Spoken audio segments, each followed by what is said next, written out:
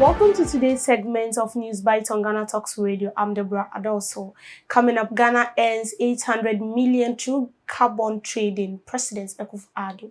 NDC to petition IGP over concerns of a possible plot to rig the election. Supreme Court to deliver judgment on anti-gay bill on December 18th. President Akufo Addo at COP29 announced Ghana made a significant stride in carbon trading, earning 800 million through hosting carbon project under Article 6.2 of the Paris Agreement. This achievement is a result of a bilateral agreement with primarily European buyer countries, facilitating emissions cuts and demonstrating Ghana's commitment to reducing its carbon footprint. The 800 million earned through carbon credit trading is a substantial boost to Ghana's economy, showcasing the country's potential in the global carbon market. President Akufo Addo stated that the development also highlights the importance of international cooperation in addressing climate change and reducing greenhouse gas emissions.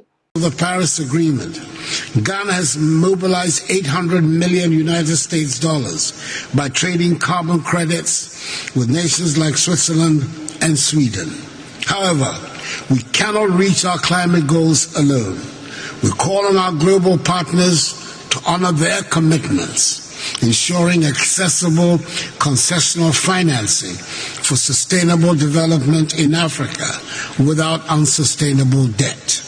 To other story, the National Democratic Congress has taken steps to address concerns over potential election rigging in the 2024 Ghanaian elections.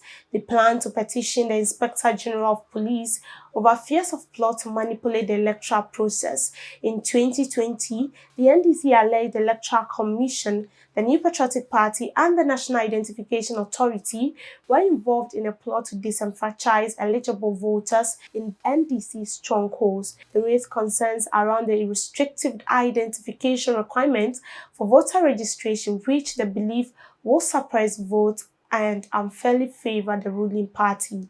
They argue the EC's decision to accept only the Ghana card and passport as proof of eligibility, whilst excluding existing voter ID cards, driver's licenses, and birth certificates, would disenfranchise many eligible voters. Take charge of a well-crafted scheme that has been designed by the MPP to rig the upcoming elections, particularly in the Ashanti region.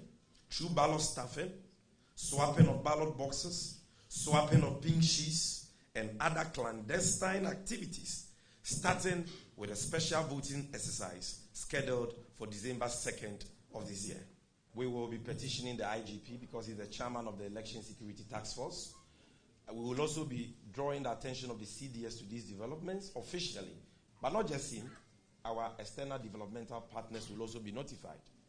And so the observers will be notified, the foreign missions will be notified, because this is about the people's free will to decide for themselves those they deem fit to lead them.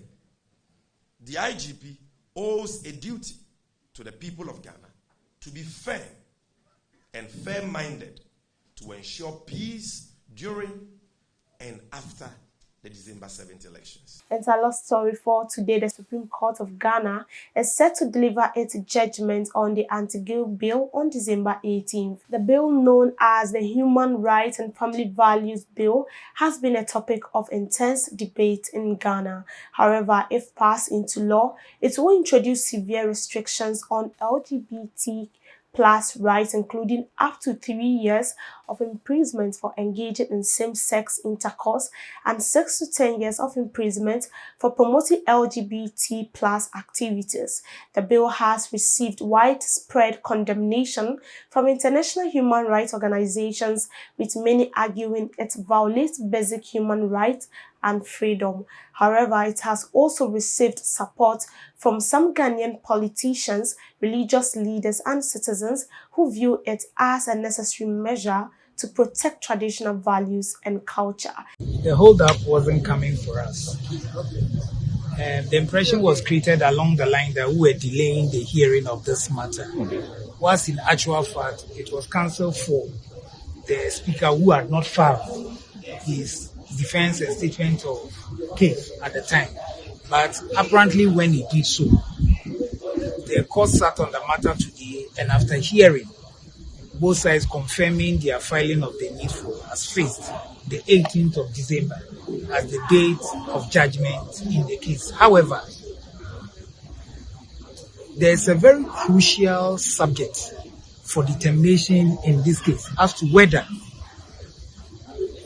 the LGBTQAPP plus bill could have been admitted without a financial impact assessment report. And that's how we wrap up for today on Newsbite. My name is Deborah Addo. So do also log on to www.GhanaTalksRadio.com for latest updates and detailed information. Thanks for staying tuned.